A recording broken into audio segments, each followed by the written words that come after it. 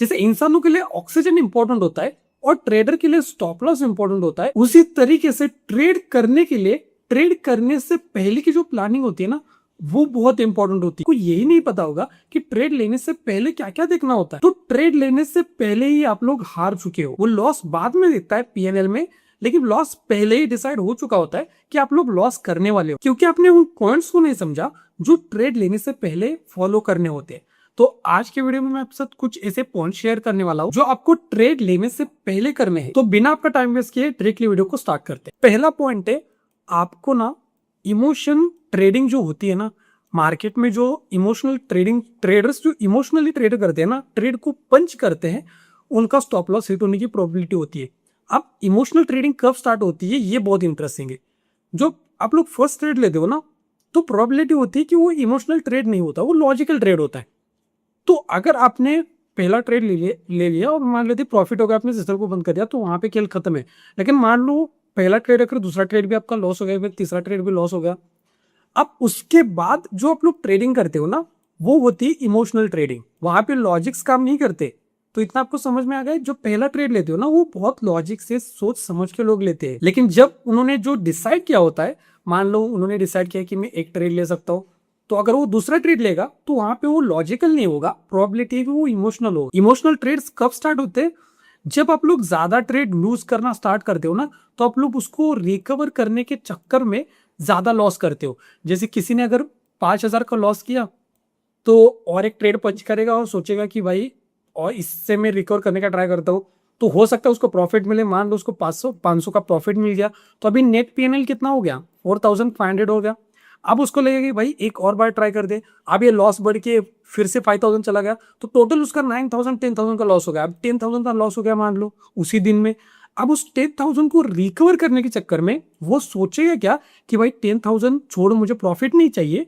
अब जितना मैंने बस मार्केट में दिया है, बस मुझे उतना वापस चाहिए, मुझे प्रॉफिट नहीं चाहिए। अब वो 10,000 कमाने के चक्कर में जो उसने मार्केट को दिया है, मार्केट ने लिया नहीं है, मार्केट को आपने दिया है। देना और लेने में जमीन आसमान का अंतर है। अगर आप उस दिन ट्रेड नहीं करते तो मार्केट लेता थोड़ी आपसे, या फिर आप लोग एक ही ट्रेड को एक ट्रेड पंच करके वहां पे स्टॉप करते तो मार्केट आपसे लेता, आपको आके बोलता कि भाई नहीं नहीं ट्रेड करना ही है, आप ही कर रहे हो। तो ये 10,000 के कमाने के चक्कर में और फिर 20,000 गवा देगा। तो इसका बोलते हैं रिवेंज ट्रेडिंग। तो पहला मैंने आपको क्या बोला कि जो आप लोग इमोशनल ट्रेडिंग करते हो ना, उसको बंद करना पड़ेगा। वो कब स्टार्ट होती है? पहले ट्रेड से नहीं। अगर आपका पहला ट्रेड है, मान लो सेटअप एग्जांपल बता रहा हूँ, वो किसी का कोई भी सेटअप हो सकता है कोई इंडिकेटर के अकॉर्डिंग ट्रेड कर रहा हो, कोई प्राइस एक्शन के अकॉर्डिंग ट्रेड कर रहा हो, कोई एसएलएनटी के अकॉर्डिंग ट्रेड कर रहा हो, कोई एसएलएनटी एडवांस के अकॉर्डिंग ट्रेड कर रहा हो, कोई ओआई डिकोडिंग को देख के ट्रेड कर रहा हो, ऑप्शन चेन को देख के ट्रेड कर रहा हो। तो सबका स्टाइल अलग अलग होता है, तो उसके ऊपर बात नहीं करें। बस जो पहला ट्रेड होता है ना, वो आप लोग लेते हो लॉजिकली। लेकिन मान लो आप देखो, दूसरा फिर तीसरा ट्रेड ऐसे नहीं बोल सकते। अगर मान लो यहाँ पे राहुल है और यहाँ पे नरेंद्र है। अब राहुल ने डिसाइड किया है कि भाई मैं तो 2 ही ट्रेड लूंगा, उससे ज्यादा मतलब ले नहीं पाऊंगा। अब ये जो नरेंद्र है वो बोलता है मैं 4 ट्रेड लूंगा, एग्जाम्पल। अब ये जो राहुल है ना, वो इमोशनल ट्रेडिंग कब स्टार्ट करेगा? जब ये जो इसने सोचा है ना, जो 2 ट्रेड उसने सोचा है, उसके बाद अगर ये तीसरा चौथा ट्रेड लेगा ना, तो वो इमोशनली ट्रेड करना स्टार्ट करेगा। और जब आप लोग इमोशनली ट्रेड करते हो, तो आप लोग आपकी लूजिंग का मतलब लॉस होने की प्रोबेबिलिटी बहुत ज्यादा है, क्योंकि आपको इमोशनल लेस रहना पड़ेगा, ना कि इमोशनल। फोर्थ रूल बहुत इंपॉर्टेंट है, लेकिन पहले हम लोग सेकेंड रूल के ऊपर आते हैं। देखो सेकेंड रूल ये है, जैसे कोई एरोप्लेन उड़ता है ना, आसमान में जाता है, टेक ऑफ करता है, तो वो बस एक चीज को नहीं देखता, वो टायर प्रेशर को भी देखता है, इन्वायरमेंट को भी देखता है, विंड स्पीड क्या चल रही है उसको भी देखता है, कितने अल्टीट्यूड पे है वो देखता है। तो वो क्या कर रहा है, मान लो अगर कोई एरोप्लेन यहाँ से रनवे यहाँ पर, और एरोप्लेन यहाँ से टेक ऑफ करने वाला है। अब मान लो हवाएं बहुत तेजी से चल रही है, क्या वो एरोप्लेन उड़ पाएगा? अब जो भी वो को पायलट या फिर पायलट होगा, वो डिसीजन लेगा भाई विंड बहुत ज्यादा है, तो उस कंडीशन में हो सकता है कि प्लेन टेक ऑफ ना करे, थोड़ा सा रुके उस एयरपोर्ट में। अब इसका और ट्रेडिंग का क्या रिलेशन है मैं आपको बताता हूँ। जैसे एरोप्लेन टेक ऑफ करने से पहले, करने के बाद नहीं, करने से पहले उन्होंने सब कुछ एनालिसिस किया, क्या कि रनवे किस तरीके से है, हवा की स्पीड क्या चल रही है, पैसेंजर कितने हैं, वेट कितना है, सब कुछ।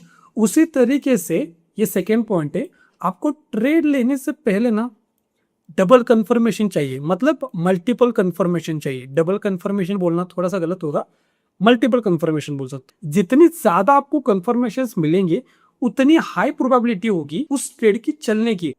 तो यहाँ पे मल्टीपल कंफर्मेशन को किस तरीके से देखना है, अब देखो मान लो यहाँ पे मुझे बाय करना है एग्जाम्पल, ठीक है। अब यहाँ पे मैं क्या करता हूँ, फिबोनाची के अकॉर्डिंग ट्रेड कर रहा हूँ। अब मल्टीपल कंफर्मेशन में सब कुछ इंक्लूड होता है, ऐसा नहीं कि एक ही चीज इंक्लूड होती है। अब यहाँ पे मान लेते हैं, यहाँ पे मैंने ड्रॉ किया। अब जो नॉर्मल ट्रेडर होता वो कहाँ पे ट्रेड करता भाई, 50% या फिर 60% ई रे के आसपास में। लेकिन आप आपके अंदर वो मेच्योरिटी आ चुकी है, आपको वो कॉन्सेप्ट आता है जिसे जिसको बोलते हैं लिक्विडिटी मार्केट ग्रैब करता है, या फिर मार्केट ये सेल को हंट करके ऊपर जाता है बायर्स के या फिर सेलर्स के जो भी होगा। तो उसी तरीके से मार्केट जब लिक्विडिटी को ग्रैब करता है, कहाँ पे मार्केट लिक्विडिटी को ग्रैब करेगा भाई, यहाँ पे जो आपको एरिया दिख रहा है ना, यहाँ पे मार्केट लिक्विडिटी को ग्रैब करेगा और देन ऊपर जाने की प्रोबेबिलिटी है। अब ये हो गया बस एक कंफर्मेशन, ये डबल कंफर्मेशन थोड़ी है हमारे लिए, एक ही कंफर्मेशन हो गया। अब दूसरा कंफर्मेशन क्या होगा, अब उसको देखने के लिए आप लोग थोड़ा सा आपको यहाँ पे और भी चीजें ऐड कर सकते हो, जैसे कि वॉल्यूम को ऐड कर सकते हो। अगर वॉल्यूम के अकॉर्डिंग आप लोग ट्रेड नहीं कर सकते हो तो उसको ओआई देखो, ओआई देख सकते हो, फ्यूचर बिल्डअप देख सकते हो। वहां पे शॉर्ट बिल्डअप हो रहा है, लॉन्ग बिल्डअप हो रहा है, लॉन्ग अनवाइंडिंग हो रहा है, क्या हो रहा है वहां पर, क्या इस तरीके से। अब यहाँ पे तो मुझे दिखेगा नहीं, मतलब दिखेगा, लेकिन अगर आप लोग थोड़ा सा डेटा के अकॉर्डिंग अगर आप लोग देखोगे तो आपको बहुत कुछ चीजें क्लियर होती है। अगर आपको नहीं पता है किस तरीके से देखना होता है तो कमेंट सेक्शन में जरूर बताना, नेक्स्ट वीडियो में उसको मैं कवर करने का ट्राई करूंगा। तो सेकंड पॉइंट मैंने आपको क्या बताया कि डबल कंफर्मेशन चाहिए, ऐसा नहीं कि बस एक सिंगल कंफर्मेशन है और उसके अकॉर्डिंग मैं ट्रेड कर रहा हूँ।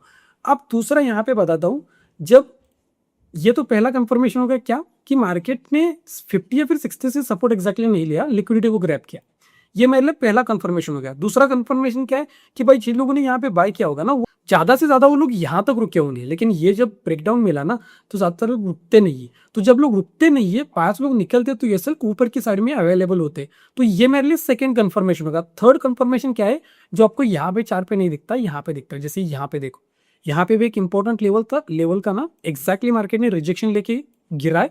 इसका मतलब क्या है कि यहाँ पे सेलर्स लोग ज्यादा काम करने की प्रोबेबिलिटी है, और अगर सेलर्स लोग काम करेंगे तो मार्केट ऑब्वियसली ऊपर जा सकता है। तो ये हो गया हमारे लिए सेकेंड पॉइंट। अब बात करते हैं थर्ड पॉइंट की।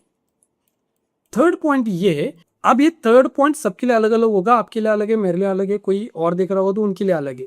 तो थर्ड ये पॉइंट है कि अपने रूल्स तो बनाओ, ठीक है।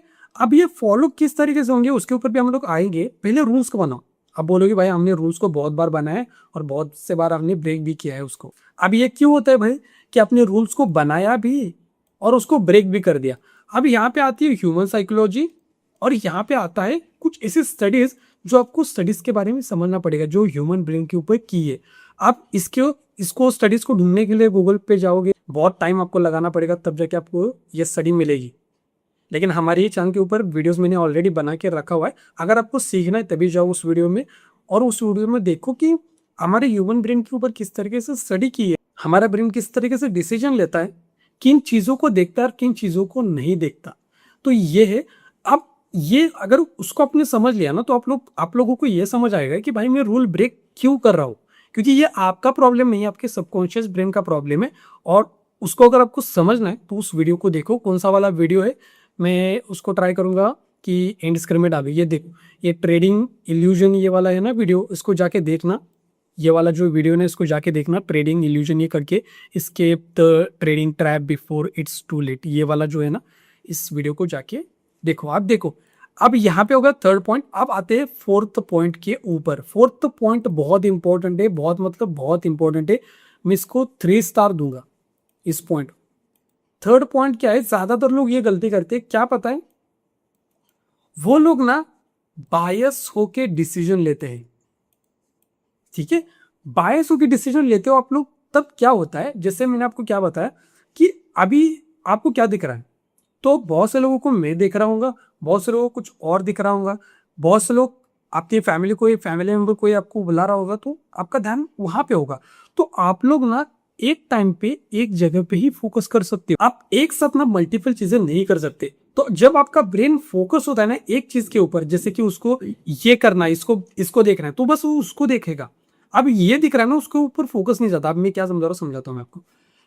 अगर मैंने ये सब फीड ऑलरेडी मेरे ब्रेन में किया है कि मुझे बाय करना है, तो सेलिंग के सेटअप मुझे दिखेंगे ही नहीं। आप खुद मुझे बताना आपके साथ ऐसा हुआ है फिर नहीं। जब हम लोग मार्केट बंद होता है तब आप लोग देखते हो ना, तब आप लोगों का चार्ट को देखने का नजरिया अलग होता है, और जब आप मार्केट चल रहा होता है तब देखने का नजरिया अलग होता है। क्यों? क्योंकि मार्केट जब चल रहा होता है तब वो किस आपके दिमाग में आपने अगर फीड करके रखा है कि मुझे बाई करना है, तो आपको सेलिंग के सेटअप्स दिखेंगे नहीं। और अगर आपने ऐसा सोच के रखा है कि मुझे सेल ही करना है, तो आपको बाइंग के सेटअप दिखेंगे नहीं। तो आपको न्यूट्रल रहना पड़ेगा। न्यूट्रल रहने से आपको एक साथ बहुत सारी चीजें दिखती है, फिर उसको फिल्टर आउट करके आप लोग समझ सकते हैं कि भाई ये मेरे लिए बेस्ट है, इसको इग्नोर करना है, इस सेटअप के अकॉर्डिंग ट्रेड करना है, इसको नहीं करना। समझ सकते कि भाई जर्नल मेंटेन करो, जर्नल में लिखो कि बाय क्यों कर रहा हूँ, सेल क्यों कर रहा हूँ। अगर आपको उन स्टडीज के बारे में इन डिटेल में जानना है जो मैंने कुछ समय पहले जिक्र किया था, तो जल्दी से इस वाले के ऊपर क्लिक करो। इस वीडियो में मैंने आपको सब कुछ क्लियर किया है। तो मिलते हैं इस वीडियो में। यहाँ तक वीडियो देखने के लिए भाई लोग थैंक यू सो मच। बहुत प्यार आपको। Thank you so much.